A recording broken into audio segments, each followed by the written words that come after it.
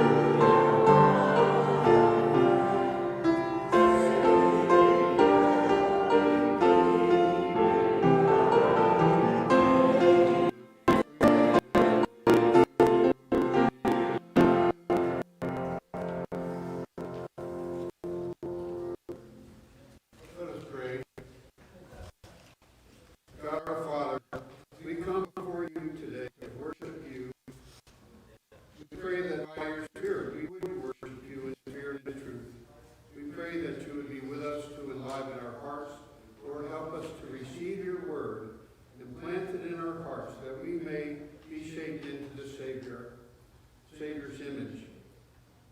Lord, we pray for our pastor today as he preaches. Fill him with your Spirit, Lord. May your word not go out void, but return to you, accomplishing all that you have intended. And Lord, we would begin with prayer that our Savior taught us to pray, saying, Our Father, who art in heaven, hallowed be thy name. Thy kingdom come, thy will be done, on earth as it is in heaven. Give us this day our daily bread, and forgive us our debts, as we forgive our debtors. And lead us not into temptation, but deliver us from evil. For thine is the kingdom. Amen. Our confession of faith this morning is taken from the Westminster Confession of Faith, chapter 14, number 2 and 3, of saving faith.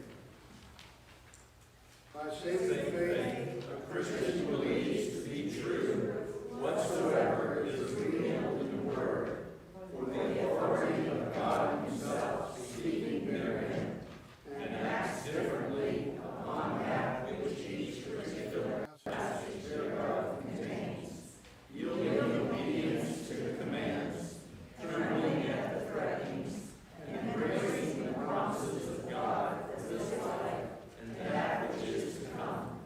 But the principal acts of saving faith are accepting, receiving, and resting upon Christ alone for justification, sanctification, and eternal life by virtue of the covenant of grace. This faith is different in degrees, weak or strong, may often in many ways fail and weaken, but gets victory, growing up in many the attainment of full assurance through Christ, who is both the author and finisher of our faith. Thank you, Jesus.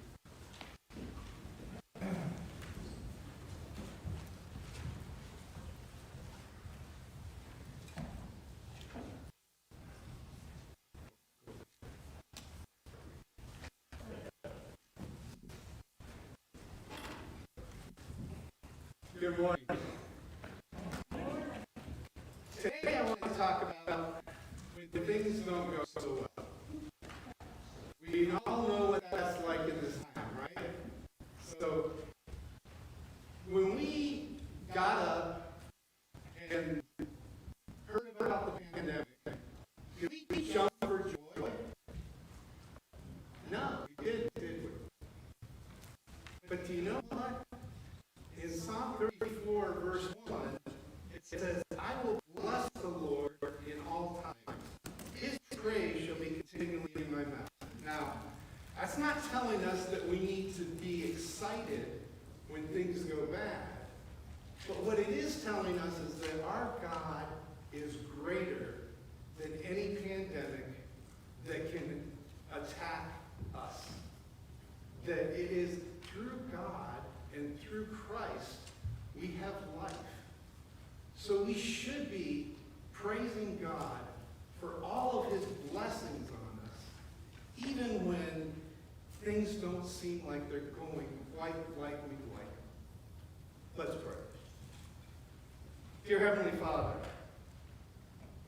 we are reminded that you are in control, that it was necessary to send your Son to die, to pay a price we couldn't pay for our sins, and to rise again triumphantly. But because of sin, things don't always go the way we like. But you are there, watching over us, and will guide us through anything that attacks us. Thank you. In Jesus' name we pray. Amen.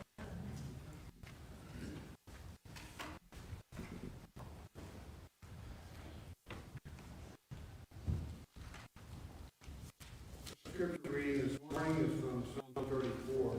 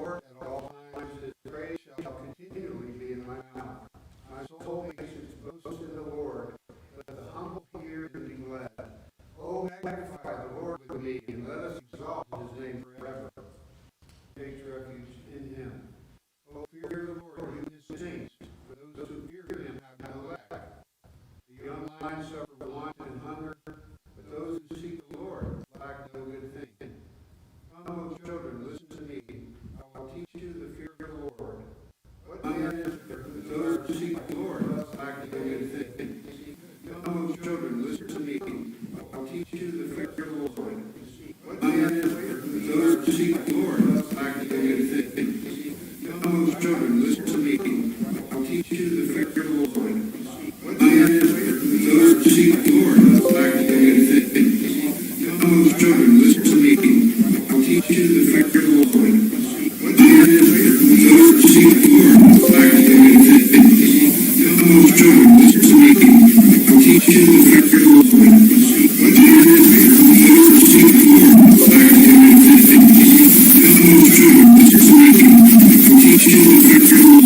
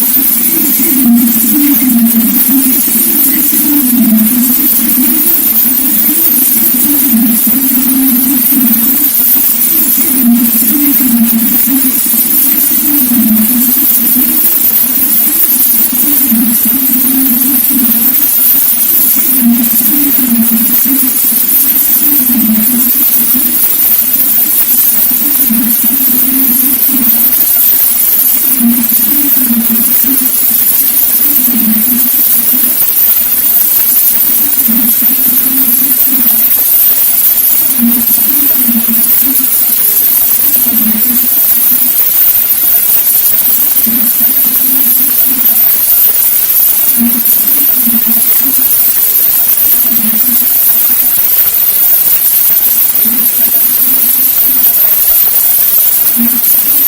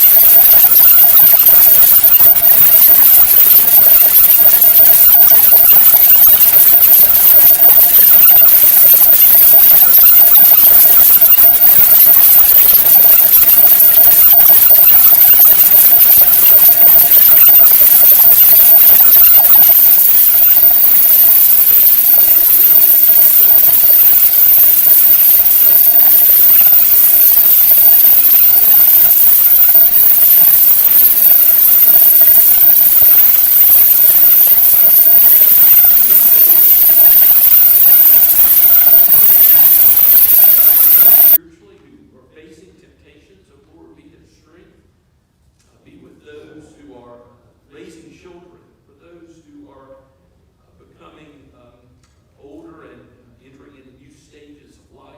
Lord, give faithfulness and steadfastness. Make us immovable in the Lord Jesus Christ, our rock. We ask your care for those who mourn. We continue to pray for Dale Johannesmeyer and the loss of his brother John. And we pray for all those to whom John was dear. We pray also for Jenny Lord and the loss of her mother, Roxy. We ask, Father, that you would be with her and again be with her family as well, many of them in New York. And we thank you for the visit she was able to have, and pray that you would continue to keep her safe from this virus, and Father, bless with comfort and peace from your Holy Spirit. Give Rich Troutman a full recovery, that we might see him again in Summerville in the end of the summer. If you are willing, Lord, make that so. We thank you for the answer to prayer that you have given, that you have improved his mobility so much, and we continue to pray for him that you would keep your hand upon him and give him physical healing so that he might glorify you in his body. We thank you, Father, for those on the mission field, for those in the Pakistan hospital in Sahiwal. Thank you for the Ackermans and their work there, and lift them up in prayer. We pray, Father, that you would do great work through the deeds of mercy and love that accompany the preaching of the gospel there in Pakistan. We thank you for our brothers and sisters in Pakistan, for the ARP Synod there, which outnumbers all ARPs in the United States of America. What a wonderful thing that you have multiplied disciples so much in Pakistan. And we ask, Father, that you would continue to grow your church and also teach and disciple and guide that body of believers into the truth, so that they would not be deluded by fine-sounding arguments or ever stray from Christ in any way. There are different challenges in Pakistan, and much of that has to do with the faithful biblical teaching. And so, Lord, increase it all the more, even as you have increased their love for you, and you have grounded them and made them firm in the faith. We continue to pray for the Whitties in Spain, for the Robelos in France, for the Van Dalens in Lithuania, for the Kings, Father, for the Benecourts, for the Allers as they are in Von Clarken still preparing to go back to the mission field in a new capacity in Germany. We lift up their work ahead of time. Give them refreshment now. And we pray, Father, for the Goodmans in Wales, and ask your blessing and the work that you have already done there. It amazes us, astounds us, and be with the Christ Evangelical Church in Wales as they enter into this next phase of ministry. Father, we pray for those who are graduating and will graduate soon, and Lord, we pray that you would keep their feet on the path of eternal life, that you would have them look at all of life through the lens of your word.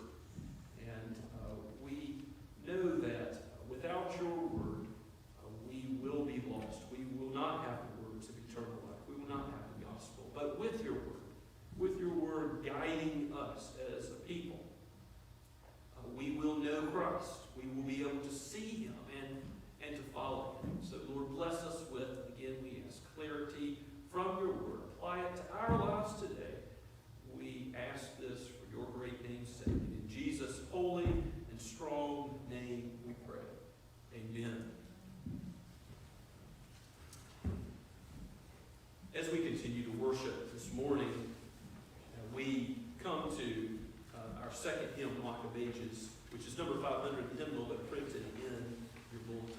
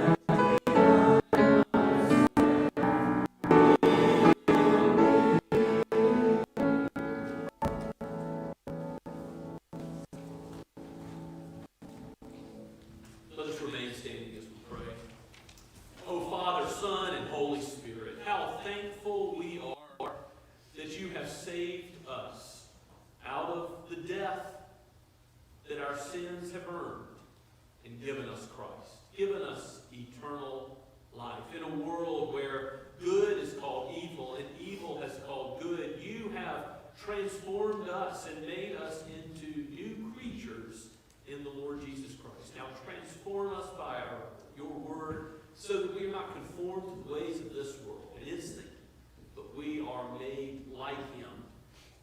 Show us the Savior, for he owns this world. He will redeem it all and make it all good again. He has promised, and thus it shall be. So, Lord, we give back to you what you have given us in tithes and offerings, and we give ourselves as living sacrifices to serve you with thanksgiving, knowing what a great God you are and how you have given us your only beloved Son for our redemption. And so we pray with thanksgiving in the name of Christ. Amen.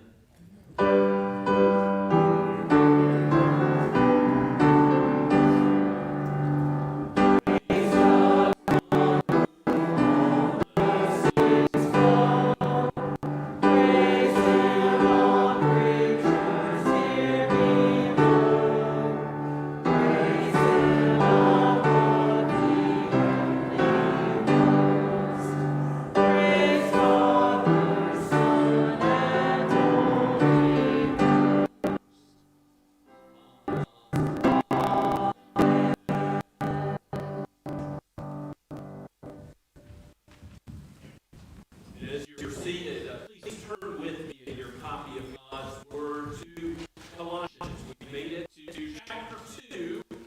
Now I realize that if you're used to gathering in front of the TV with your family, in whatever clothing you happen to be wearing on a Sunday morning, here is a new opportunity to get back in the swing of things, to come into God's house together and open His Word.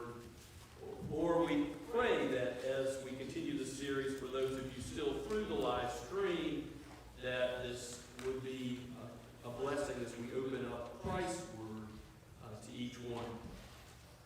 Here, Paul says that he is preaching Christ crucified, and here's why. In chapter 2, verses 1 through 8, let's read God's holy word, penned by Paul the Apostle and breathed out by God's Spirit for each of us.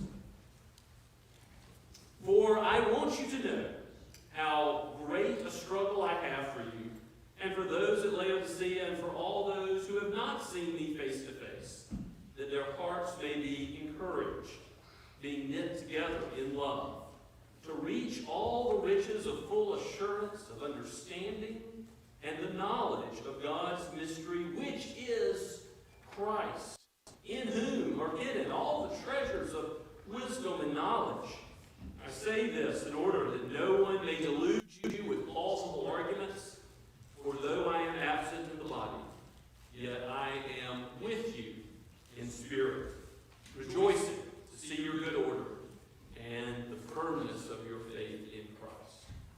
Therefore, as you received Christ Jesus the Lord, so walk in him, rooted and built up in him, and established in the faith, just as you were taught, abounding in thanksgiving.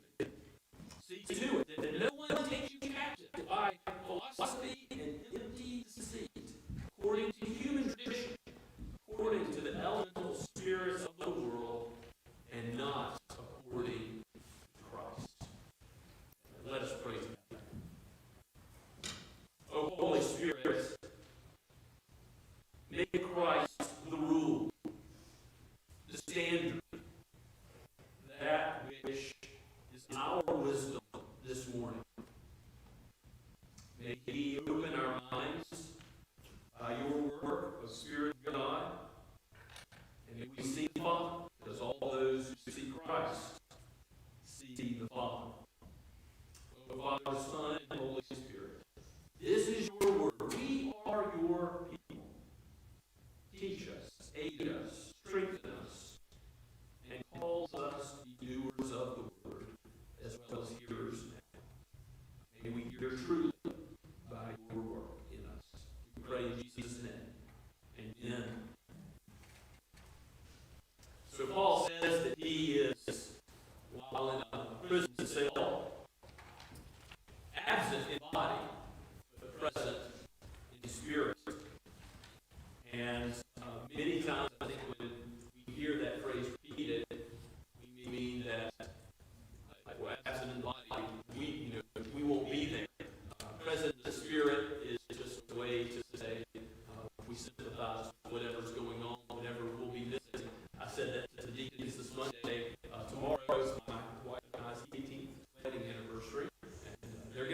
meeting. I normally seek to attend, but I don't know, I'll be absent in body, but present in spirit. But I think there is more to it than just I will be there.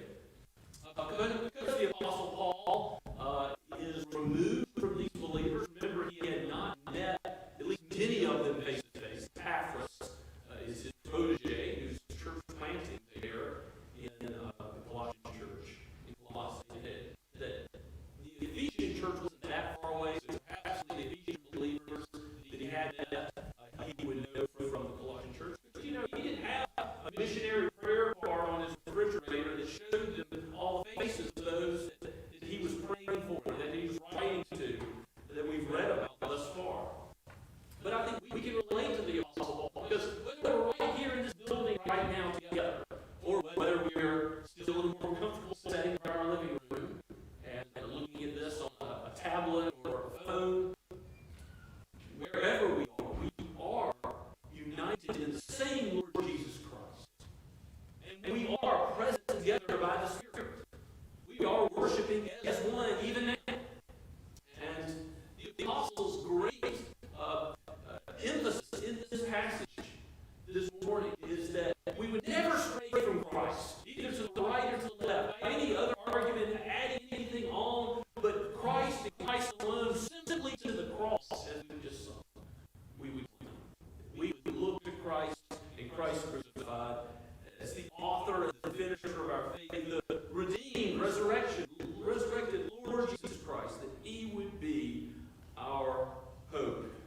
And the apostle makes this clear that the reason that he's laboring, if you look back at verse 1, the reason he has so great a struggle for the church in Colossae is that, and all those at Laodicea as well, another church there, as you remember, receives the famous letter of Revelation chapter 3. The reason he struggles for all the believers, Paul perhaps wrote a separate letter to the church at Laodicea. We don't have that letter in history, and God's providence is not preserved for us. But nevertheless, we have the book that he has written, the letter to the Colossian church, and for all those who he has not seen face to face, his purpose is that their hearts, verse 2, might be encouraged. Now, Paul is not trying to encourage the church with merely happy thoughts, with merely the power of positive thinking. No, he is seeking to encourage them how? As they're knit together in love, whose love they knit together in? Christ Jesus. And because they know Christ's love for them, they're able to love one another. That's how sweetness of Christian love is formed and encouraged. Those who have been knit together in love. And look what else he says. Also, to reach the riches of full assurance of understanding and knowledge. The understanding of God's mystery, which is in Christ. We talked about this mystery before. This is what was hidden, but is now revealed. Christ came to save not only the Jews, but the Gentiles, to graft in all those who by faith would place their trust in him. So it's knowledge and understanding that will lead to a full assurance of faith.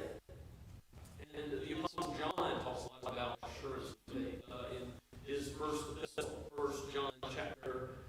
All the book is really written for the purpose of encouraging assurance of faith. If you look at 1 John 5:13, you sort of see John's purpose statement. He says, I write these things to you who believe in the name of the Son of God, that you may know you have eternal life. So some have believed in the Son of God, but are shaky about whether they're really Christ, whether they really are saved, whether they really have eternal life. So if that describes you today, what would be a great book of the Bible to read Sunday afternoon?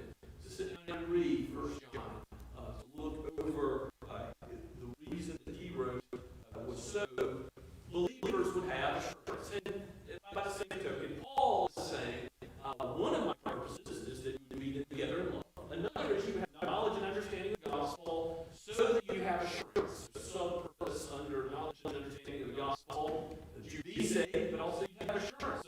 So assurance does a lot of things for a believer, doesn't it? It gives boldness, it gives conviction, it aids you in your loving of others in the church and those outside of the world. So assurance is something to be sought. It's a great pastoral concern.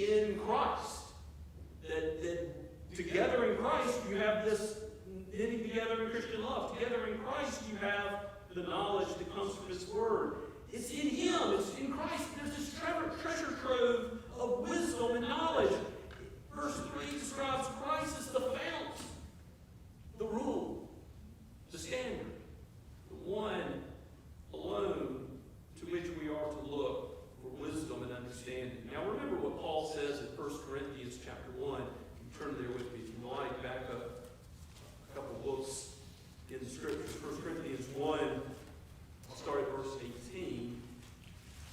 Speaking of how the world looks at wisdom, how the Greek philosophers look at wisdom, Paul says, in 1 Corinthians 1:18, for the word of the cross is folly to those who are perishing, but to us who are being saved is the power of God. For it is written, I will destroy the wisdom of the wise, and the discernment of the discerning I will thwart. Where is the one who is wise? Where is the scribe? Where is the debater of this age? Has not God made foolish the wisdom of the world? You can see there that God is taking those who think they are wise in any capacity and showing himself to be wiser through the folly of the cross as it's preached in that glorious text. And Christ is opposed to the wisdom of the world.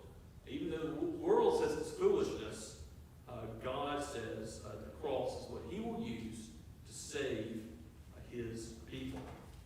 So in Colossians, when Christ is presented as this treasure trove of wisdom, you see in verse 4 that Paul is putting that up against, opposing it to what certain false teachers are saying in the Colossian church.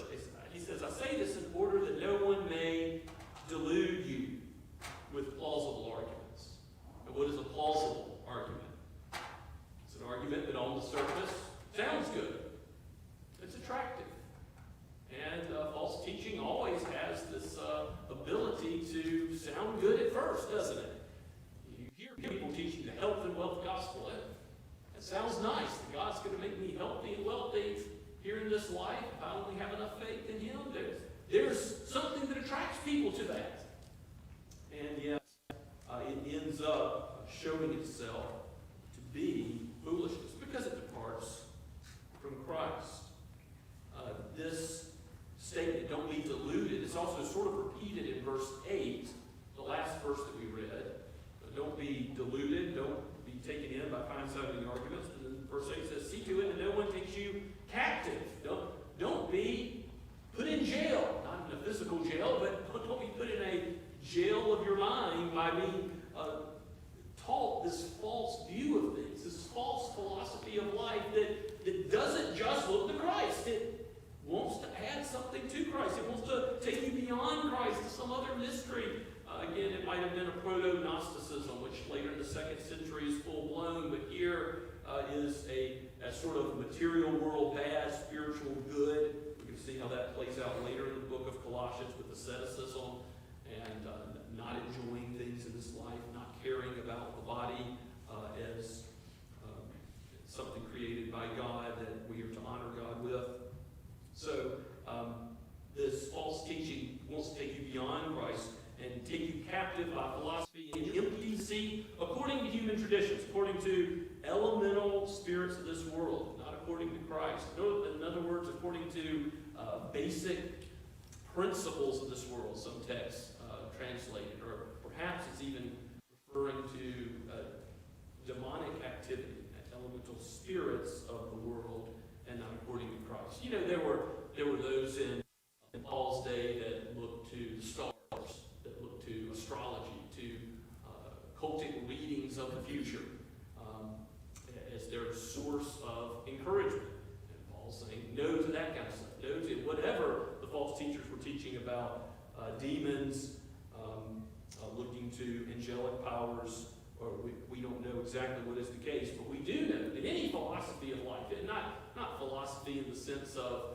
that which we study that says, you know, who am I? What is the purpose of life? Where am I going? But philosophy in terms of wisdom. Well, what do I need to know to make sense out of this world? And it certainly has the goal of philosophy as a discipline as well. If it's built on Christ, you can know who you are. You can know where you're going, how to be saved. You can know what the purpose of your life is, to glorify God and to enjoy him forever. But you can't know that if you build on some basic principles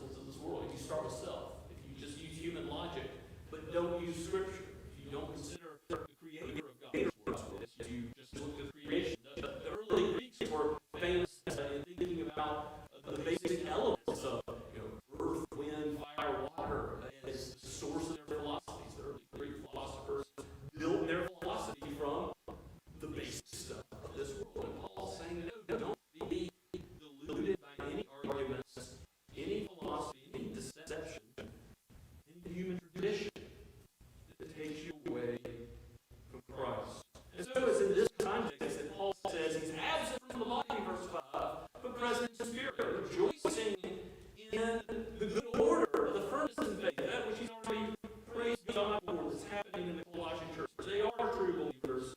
He's saying, I'm absent in the body, but I'm with you in spirit as you're connected to Christ. I'm connected to the same Lord Jesus Christ, and so we all are today. And he is ministering to them, even though he's in a jail cell. He's ministering to them in the name of Christ and saying, don't depart from faith that was once for all delivered and trusted to the saints.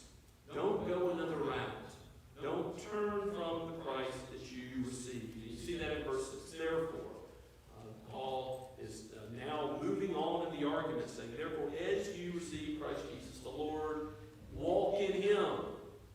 And the book of Ephesians that Paul wrote around the same time, which probably the Colossians did receive as well. Ephesians chapter 4 makes this same point. If you know the outline of the book of Ephesians, chapters 1 through 3 are the teaching section, the theology, the doctrine. But then chapter 4 starts a new section. Going on to the end of the book, it's applying that doctrine to life. And look what Paul says at the beginning of chapter 4.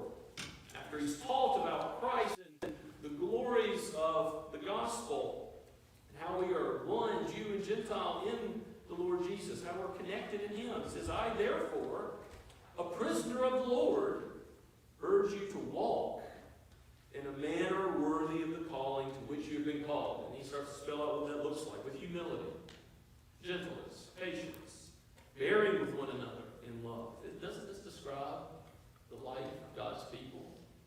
We must be patient, gentle, bear with one another, eager to maintain the unity of the Spirit and the bond of peace.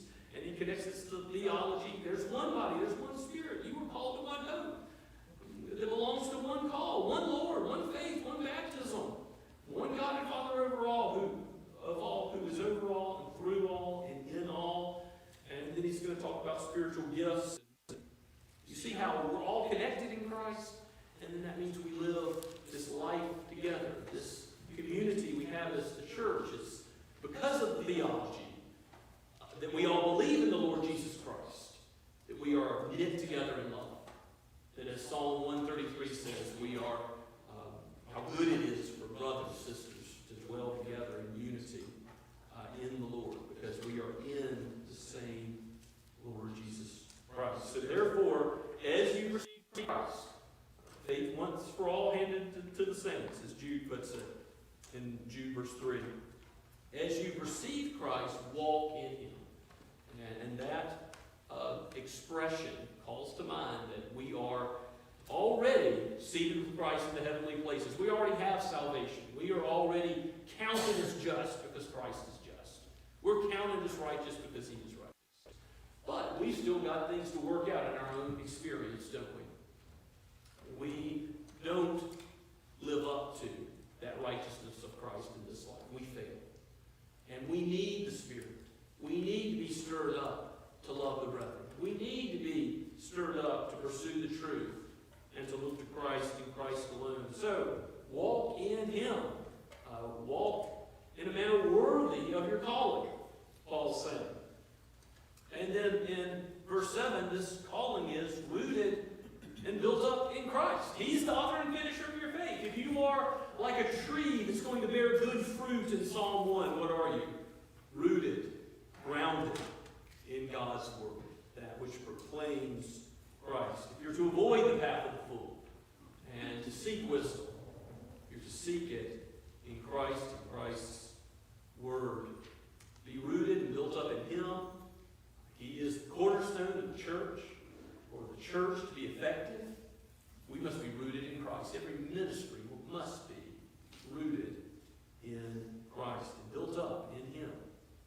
And this is just as Paul taught. This is just as you were taught, he says, abounding in thanksgiving. And here I would just say that I think that when we recognize that God is building the church, that it isn't just a human gathering, but it's a divinely orchestrated and ordained gathering. We see that we really ought to always have hearts overflowing with thankfulness. That God has called us together. That God has knit us together Him, with a mission from Him, to spread His gospel, to love as Christ has loved us. As we understand what God has done in our own hearts, it can give us a peace, a comfort the world doesn't know, right? That's something to share. That's something to rejoice in. God's abiding presence with His people, even though we might be locked away in quarantine and away from other human beings, which is not the way God intended human relationships to be.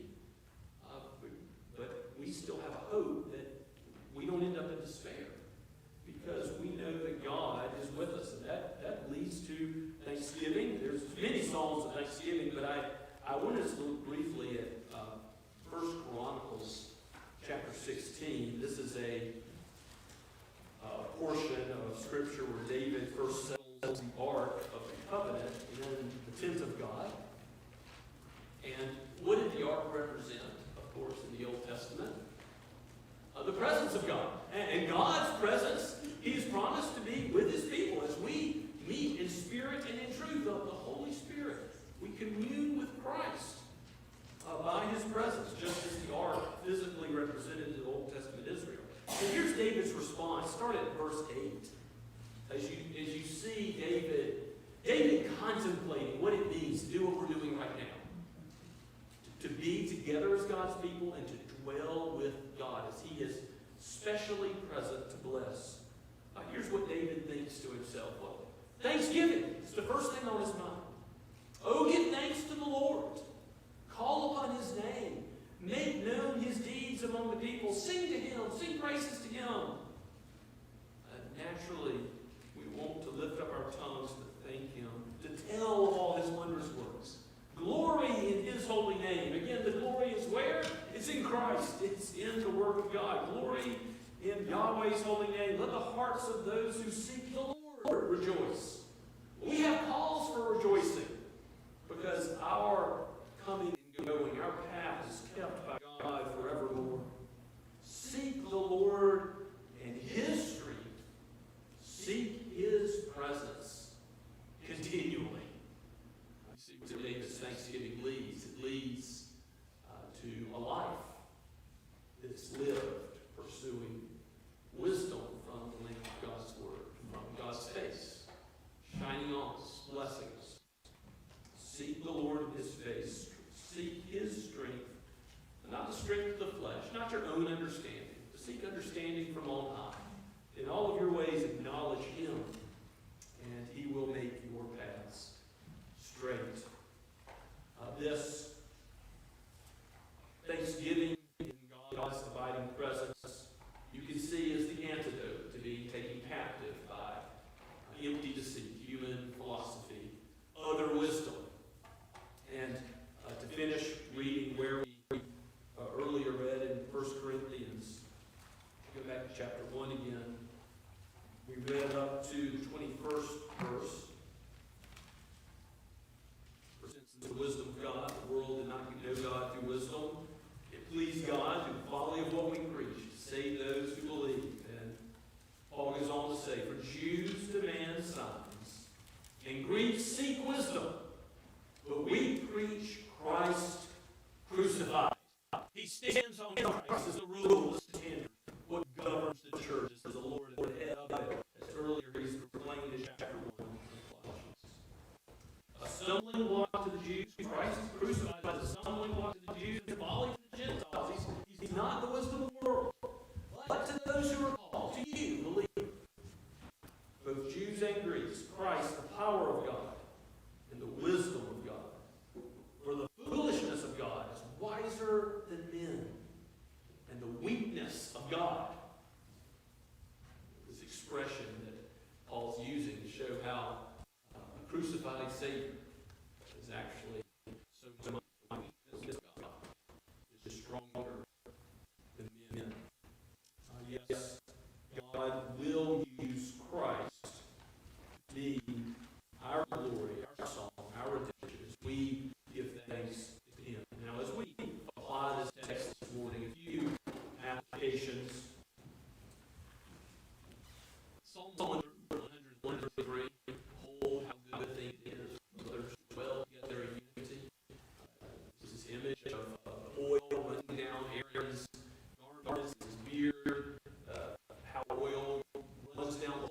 showing how the gifts of God flow throughout his body.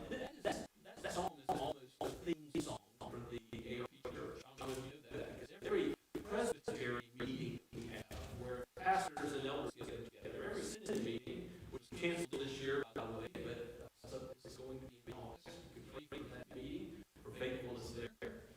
We sing this song at the end of every meeting. And I think it's a wonderful tradition, because we think about how good God is to unite us all in Christ and to give the blessing of dwelling together in unity. And yes, we can truly say with Paul, for those who aren't here, you're absent in the body, but you are present in spirit. God is still good. His Spirit still dwells with His people, whether we're in a hospital bed, whether we've gone on a trip to see family, or like some of you, to mourn the loss of a loved one recently. God is present with His people. And this ought to give us an overflowing sense of thanksgiving and a love for the household of God. All the one anothering the New Testament calls us to. It's because of the love Christ has showered on us. It's because Christ has given gifts to His church. Isn't that the way that He's designed ministry to be? Each one of us.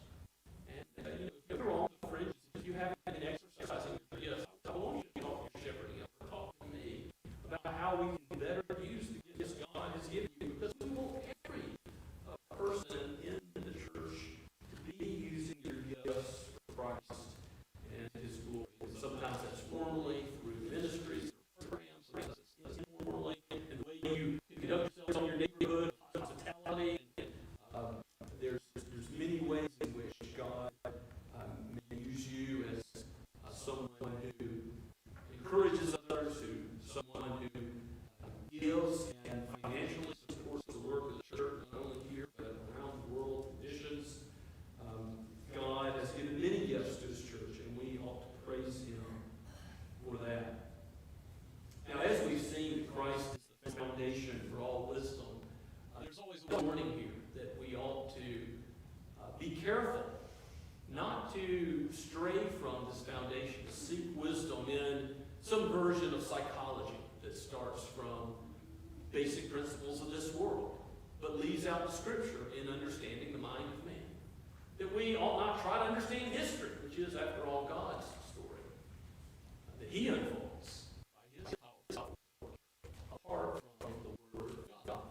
Any branch of knowledge, even something as simple as mathematics, you might think, can't an unbeliever and a Christian both agree that 2 plus 2 equals 4? But that's not really quite the case, is it? Because even science and math, they all come from the mind of God, the orderly rationality that comes from His character that He seemed to put in this world, so that we know that the future will be like the past. Experiments can be conducted. There is no subject to the whole university, which in the old days used to mean that all knowledge was unified. All knowledge was under the same God who gave it to the human mind. There is no subject of learning which can afford to overlook Christ. Parents, you must teach your children this. Whatever they are learning, it must be subject to Christ, or it will not be ultimately wise. Christ is our agenda, and no other agenda may be syncretistically wed to Him.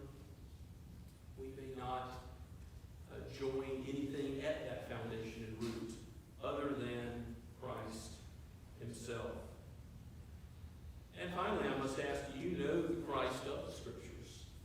It's possible that you've been a Christian for some time, and you know who Christ is as the Savior of sinners, but the mystery, the wonder of the God-man, the mediator, the prophet, priest, and king, all the fullness of God's revelation, you haven't yet come to understand and appreciate as fully as God wants you to. And part of what God wants for you as a believer is to love Christ more and more. And how will that occur? By studying Him. There's many things you can study with benefit in this life. But what more could you study than the Lord of glory Himself? Look at Christ in the Scriptures. and consider who he is. There's many passages we could go to here. I always think of John 12:21, where, sir, we would see Jesus is the request.